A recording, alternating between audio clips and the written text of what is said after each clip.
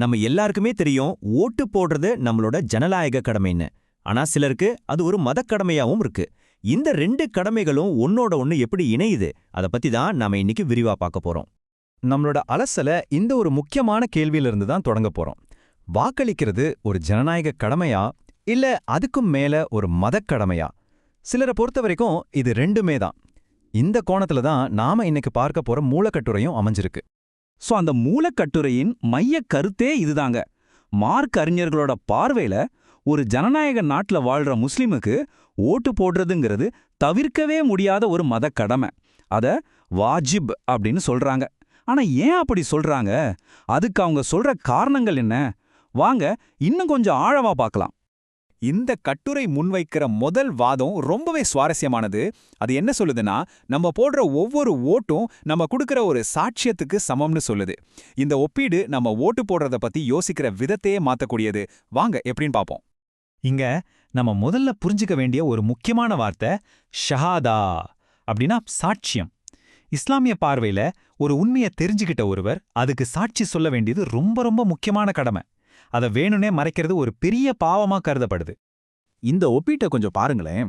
ஒரு விஷயத்துல உண்மையை மறைச்சு சாட்சி சொல்லாம இருக்கிறது எப்படி ஒரு தப்போ, அதே மாதிரி ஒரு தகுதியான வேட்பாளருக்கு ஓட்டு போடாம இருக்கிறதும் கூட ஒரு விதத்துல அந்த உண்மையை, அந்த சாட்சியத்தை மறைக்கிறதுக்கு சமம்.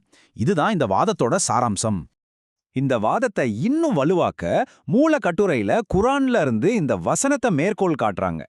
பாருங்க, சாட்சியத்தை மறைக்கிறது இதயத்தோட பாவச் செயல்னு இது எவ்வளோ தெளிவா சொல்லுது. இந்த வசனத்தை ஓட்டு போடுறதோட ஒப்பிட்டு பார்க்கும்போது அதோட முக்கியத்துவம் நமக்கு இன்னும் ஆழமா புரியும். சரி, வாதம் ஓட்ட ஒரு சாட்சியமா பார்த்துச்சு. இப்போ ரெண்டாவது வாதத்துக்கு வருவோம். இங்க நம்ம ஓட்ட ஒரு பரிந்துரை, அதாவது ஒரு ரெக்கமெண்டேஷனா பார்க்கறாங்க. இதுவும் ரொம்பவே வலிமையான ஒரு வாதம். இந்த வாதத்தோட ஆணி வேரே ஷஃபாஅத் அப்படிங்கிற ஒரு கருத்துல தான் இருக்கு. அப்படின்னா ஒருத்தருக்காக பரிந்துரை செய்யறது. இதுல ரொம்ப முக்கியமான விஷயம் என்னன்னா, நீங்க ஒரு நல்ல விஷயத்துக்காக பரிந்துரை செஞ்சீங்கன்னா அதுல கிடைக்கிற நன்மையில உங்களுக்கு ஒரு பங்கு இருக்கும். அதே மாதிரி ஒரு கெட்ட விஷயத்துக்காக பரிந்துரை செஞ்சா அதோட தீமையிலையும் உங்களுக்கு பங்கு உண்டு.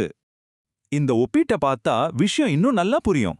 நீங்க ஒரு நல்ல தகுதியான தலைவருக்கு ஓட்டு போடுறீங்கன்னா அவர் செய்யற ஒவ்வொரு நல்லதுலயும் உங்களுக்கும் ஒரு பங்கு இருக்கு.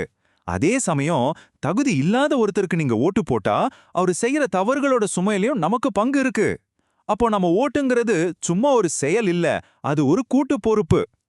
இப்படி பரிந்துரை செய்யறதுக்கும் அதோட விளைவுல நமக்கும் பங்கு இருக்குங்கிறத உறுதி செய்ய குர்ஆன்ல இருந்து இந்த வசனத்தை மூல கட்டுரையில குறிப்பிடுறாங்க. இது ரொம்ப தெளிவா நம்ம செய்யற ஒவ்வொரு பரிந்துரையோட விளைவுகளுக்கும் நாம தான் பொறுப்புன்னு சொல்லுது. ஓகே, ஒரு ஓட்டுங்கிறது எப்படி ஒரு சாட்சியமா இருக்கு, எப்படி ஒரு பரிந்துரையா இருக்குன்னு பார்த்தோம். இப்போ இந்த ரெண்டு வாதத்தையும் ஒன்னு சேர்த்து மூலக்கட்டுரை இறுதியா நம்மகிட்ட என்ன சொல்ல வருதுன்னு பார்க்கலாம். சிம்பிளா சொல்லணும்னா விஷயம் இதுதான். ஓட்டு போடுறதுங்கிறது வெறும் ஒரு ஜனநாயக கடமை மட்டும் இல்ல, அது ஒரு சாட்சியம், அது ஒரு பரிந்துரை. அதனால ஒரு முஸ்லிமை பொறுத்த வரைக்கும் இது ஷரியத்தின்படியான ஒரு கடமையாவும் மாறுது.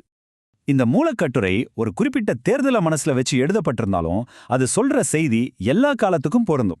அது என்னன்னா, நம்ம கண்டிப்பா ஓட்டு போடணும். அதுவும் சும்மா இல்ல, நல்லா யோசிச்சு ஆராய்ஞ்சு ஒரு தகுதியான வேட்பாளருக்கு போடணும். கடைசியா ரொம்பவே சக்தி வாய்ந்த இந்த ஒரு பிரார்த்தனையோட தான் அந்த கட்டுரை முடியுது. இது வெறும் ஓட்டு போடுறத பத்தினது மட்டும் இல்ல, ஒரு நல்ல தலைமை வரணுங்கிற ஒரு ஏக்கத்தையும் ஒரு பிரார்த்தனையையும் வெளிப்படுத்துது. இந்த முழு அலசலுக்கு பிறகும் நாம ஒரு விஷயத்த மனசுல வச்சுக்கணும். உங்க ஓட்டுங்கிறது சும்மா விரல்ல வைக்கிற மை கிடையாது. அது நீங்க கொடுக்கிற சாட்சியம், நீங்க செய்யற பரிந்துரை. அப்போ உங்களுடைய வாக்கு என்ன சாட்சி சொல்ல போகுது? நீங்க யாருக்காக பரிந்துரை செய்ய போறீங்க? சிந்தித்து வாக்களியுங்க.